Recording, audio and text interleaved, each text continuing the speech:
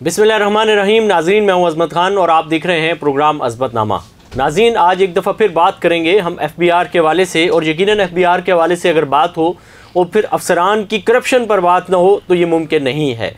FBR का ये जो महकमा है, इसके बारे में कहा जाता है कि अगर FBR का ही ये इदारा पाकिस्तान में ठीक हो जाए तो हमें IMF से कर्ज़ा लेने की कतई कोई ज़रूरत नहीं है। ये भी कहा जाता है कि FBR के अफसरान के असासे अगर जमा कर लिए जाएं तो यकीनन हम IMF से ली गई रकम का एक किस्त आसानी से अदा कर सकते हैं। इसमें कितनी सदाकत है इसके बारे में तो ज़ाहिर है इन्वेस्टिगेटर ही सही बखूबी अंदाज़ा लगा सकते हैं, लेकिन हाल ही में जो तबादले और ट्रांसफ़र और पोस्टिंग हुई है या कुछ चीज़ें जो हमारे सामने आई हैं, उसको देख करके ये अंदाज़ा लगाया जा सकता है कि यकीनन ये वाली जो राय कायम की गई है अवाम के अंदर या खुसूसन तजिया निगारों के अंदर, इसमें बिल्कुल हकीकत है, ये हकीकत से खाली राय नहीं है। आज हम बात करेंगे FBR लाहौर के हवाले से कि लाहौर के RTO DC headquarter Khurram Fakhar Siddiqui साहब और इनके साथ दीगर जो लोग थे उनके हवाले से आपको अपडेट्स से आगाह करेंगे। आपने भी सोशल मीडिया पर और दीगर डिजिटल प्लेटफॉर्म पर और मेन ज़राए अबलाग पर भी ये खबर सुनी होगी कि RTO लाहौर के DC हेडक्वार्टर खुर्रम फ़खर सदीकी को 4 माह के लिए मुअत्तल किया गया है। ये अपने तय एक बड़ी ख़बर है। वो ख़बर इस तरह से है, इनको जो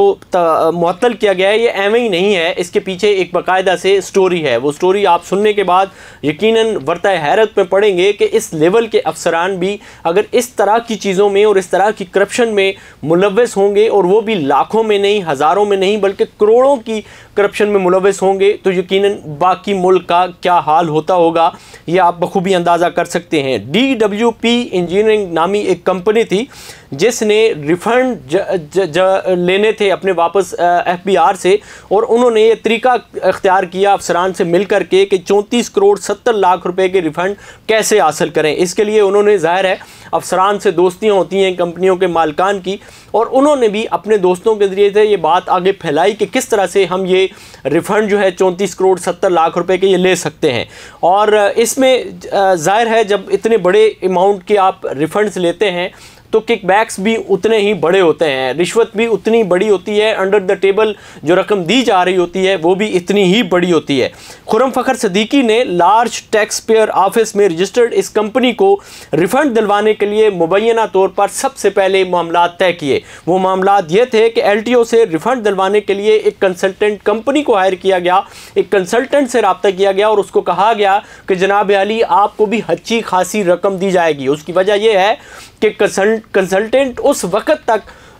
इस तरह के कामों में हाथ नहीं डालता क्योंकि उसकी अपनी भी बदनामी होती है जब तक कि उसको अच्छी खासी रकम या परसेंटेज तय ना किया जाए कि आपको इतनी बड़ी रकम का इतना परसेंटेज देंगे, तो तब कोई कंसल्टेंट इस तरह के वाक़यात में हाथ डालता है। तो कंसल्टेंट ने इनसे कहा कि जनाब मैं 34 करोड़ 70 लाख रुपए आपको दिलवा दूंगा, लेकिन मैं 5 करोड़ रुपए इसकी फ़ीस लूँगा। और जब ज़ाहिर है इतनी बड़ी रकम की रिफ़ंड उसने दिलवाना है और फिर उसने अपना 5 करोड़ रुपए का जो मुतालबा किया गया है, तो उसने ज़ाहिर है गारंटी भी उसी तरह की ली कि मुझे 5 करोड़, ये ना हो कि आपको 34 करोड़ आ जाएं और फिर उसके बाद मुझे रकम ना मिले, तो आप पहले मेरा बंदोबस्त करें। तो 5 करोड़ रुपए का खुर्रम फ़खर सदीकी ने कंपनी से गारंटी के तौर पर वकास नामी अपना एक फ्रंटमैन था, उसके नाम पर चेक वसूल किया, जो चेक आप हमारी स्क्रीन पर देख सकते हैं। ये 5 करोड़ रुपए का वो गारंटी का चेक था जो ले लिया गया था। अब उसके बाद जब रिफ़ंड इनको वापस मिल गए 34 करोड़ 70 लाख रुपए के रिफ़ंड जब वापस मिले, तो ये चेक क्लियर करने से इनकार कर दिया गया कि अकाउंट में जिसका चेक दिया गया था उसमें रकम नहीं थी। अब उस शख्स का जब चेक उसने अपने अकाउंट में डाला उस कंसल्टेंट कंपनी ने, तो वो बाउंस हो गया। अब बाउंस हो गया 489F लगता है, लेकिन वो उस तरफ नहीं गया। उसने कहा मेरे पैसे हैं और ये पैसे आप मुझे दें। जब ये पैसे नहीं मिले तो उसके बाद उसने आला अथॉरिटी से रब्ता किया उस कंसल्टेंट कंपनी ने, और उसने कहा कि जी ये जो आपने हमारे रिफ़ंड हमने इनको दिलवाए हैं 34 करोड़ 70 लाख रुपए के, इसके बदले में इन्होंने मुझे 5 करोड़ का चेक दिया था और ये बाउंस हो गया है, लिहाजा आप मुदाखलत करें और अपने अफसरान को समझाएं कि ये रकम मुझे दें। उसने मेंबर ऑपरेशन बादशाह खान वज़ीर से जाकर के एक मुलाकात की और उस मुलाकात में उन्होंने ये सारा कच्चा चट्टा जितना भी था ये सारा उनके सामने खोल करके रख दिया। फिर उसके बाद ये हुआ कि chief commissioner RTO Amjad Farooq और कंपनी के मालिक जो हैं नसीम फ़ारूक और कंपनी के CFO हैं नदीम, ये भी कंसल्टेंट से मुतअद्दिद बार रब्ता करते रहे और उनसे मिले और उनको कहा कि भाईजान ये जो आपके पैसे हैं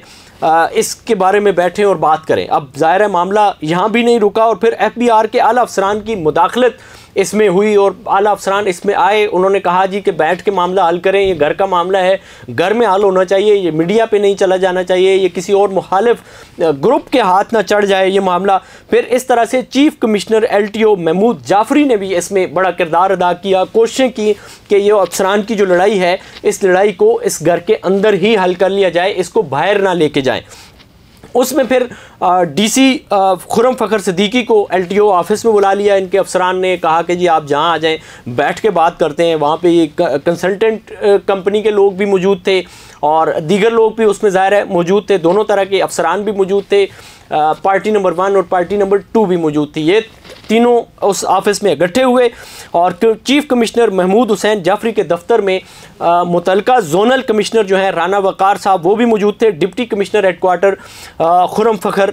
ये भी वहाँ पे मौजूद थे। अब इस दौरान होता यह है कि जोनल ऑफिस के ये जो कमिश्नर साहब हैं राना वकार साहब, इनकी और फिर commissioner DC commissioner deputy commissioner जो हैं ये खुरम फ़खर साहब, इनकी आपस में तलख कलामी हुई। अब ज़ाहिर है बड़े अफसरान भी बैठे हुए हैं, इनके दरमियान इनकी तलख कलामी जो है वो हाथापाई तक भी नौबत पहुँचते पहुँचते बीच में अफसरान आ गए और वो वहाँ पे मामला रुक गया। लेकिन ये बज़ाहिर उस मजलिस के अंदर तो ये मामला रुक गया, लेकिन ये मामला मज़ीद आगे बढ़ा। मेंबर इनलैंड रेवेन्यू को भी इस चीज़ का इल्म था और FBR के चेयरमैन तक भी ये सारी बात पहुंच चुकी थी कि इस तरह से लाहौर के अंदर ये मामला हुआ है और 5 करोड़ रुपए के इस चेक पर अब मज़ीद जो है वो लड़ाई आगे जा रही है। उसके बाद जो है वो chief commissioner large tax payer office में महमूद हुसैन जाफरी को हटाकर ज़ाहिर है उन्होंने तो बीच में आकर के ये सारा कुछ किया था, उनको फिर अब ज़ाहिर है ये लड़ाई मज़ीद बढ़ती और इस लड़ाई को यहीं पे रोकने के लिए सख्त एक्शन लिया गया और वो एक्शन ये लिया गया कि इनको यहाँ से महमूद हुसैन जाफरी को हटा करके FBR हेडक्वार्टर में बतौर मेंबर तैनात कर दिया और दूसरी तरफ चीफ कमिश्नर RTO लाहौर जो हैं अमजद फ़ारूक को हटाकर चीफ एडमिन पूल में डाल दिया गया, जिसके साथ काफ़ी आपने 2-3 हफ्ते पहले भी देखा होगा कि काफ़ी सारे अफसरान को मुख्तलिफ़ जगहों से हटा करके एडमिन पूल में डाल दिया गया, तो इनको भी उस एडमिन पूल में डाल दिया गया यानी कि OSD कर दिया गया। उसके बाद ये जो 3 अफसरान की आपके सामने डिटेल आई है कि तीनों को आला ओहदों से हटाया गया और मुख्तलिफ जगहों पे तैनात कर दिया गया या OSD कर दिया गया। ये अपने तई एक बड़ा स्कैंडल था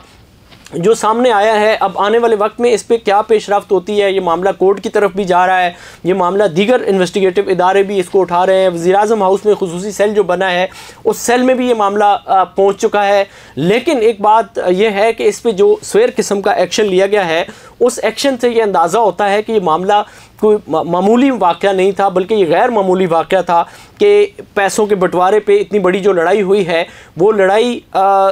इस हद तक आगे गई है कि फिर इन अफसरान को फिलफोर हटाया गया है और अब मज़ीद इन्वेस्टिगेशन भी इस पे जारी है। बजट से कबल कुछ ही दिन रह गए हैं ज़ाहिर है, और उससे कबल इस तरह की इतने बड़े पैमाने पर ट्रांसफ़र पोस्टिंग होना ये इससे पहले FBR की हिस्ट्री में इस तरह की चीज़ें नहीं है। और वाक़फ़ान हाल ये भी बताते हैं कि इस तरह के वाक़यात जो हैं वो कराची के अंदर भी हैं, सक्खर के अंदर भी हैं, इसी तरह के वाक़यात लाहौर के अंदर भी हैं, पेशावर के अंदर भी हैं, दीगर बहुत सारे जोनल ऑफिस में इस तरह की चीज़ें आ रही हैं। गुज़िश्ता दिनों हमने आपके सामने कुछ इसी तरह के स्कैंडल्स रखे थे, उनके मज़ीद भी अपडेट्स सामने आ रही हैं। जो हमने RTI के तहत मुख्तलिफ लेटर्स लिखे थे उनके जवाबात भी आ रहे हैं। फिर इस्लामाबाद हाई कोर्ट भी इसमें आ गया है, फिर लाहौर हाई कोर्ट का भी इसी तरह से कुछ लोगों को, कुछ अफसरान को उन्होंने बुलाया है, जिस पर आने वाले दिनों में हम इंशाल्लाह एक भरपूर व्लॉग करेंगे और उसमें आपको लाहौर के वाक़े की डिटेल भी बताएंगे, जिस पर हमने ऑलरेडी एक उस कंपनी से मुताल्लिक जिस पे अब लाहौर हाई कोर्ट ने उस मुद्दे को उठाया है, उस पर हमने एक व्लॉग किया था जिसमें हमने आपको मुतअद्दिद कंपनियों के वाले से बताया था कि इन कंपनियों को छोड़ दिया गया और कितने अरब की करप्शन जो है इसमें की गई है। अब वो ज़ाहिर है वो सच साबित हुआ और लाहौर में ये वाक़या, ये केस जो है ये ज़ाहिर है इसकी समाअत होनी है उसके हवाले से आने वाले दिनों में बताएंगे। अगर आप समझते हैं कि इस हवाले से आपके पास भी कोई करप्शन का कुछ स्कैंडल है, कुछ करप्शन की स्टोरी है, मुल्की ख़जाने को नुकसान पहुंचाया गया है, टैक्स की सूरत में, टैक्स की किसी और किस्म की सूरत पे नुकसान पहुंचाया गया है, तो आप कमेंट सेक्शन में ज़रूर हमसे रब्ता कर सकते हैं और आप हमें अपनी डिटेल बता सकते हैं। आपका इस हवाले से तजर्बा क्या है, तजर्बे के पर मबनी भी आप कमेंट्स में शेयर कर सकते हैं। इसी के साथ अपने मेज़बान अज़मत ख़ान को दीजिए इजाज़त। अल्लाह ने के बान।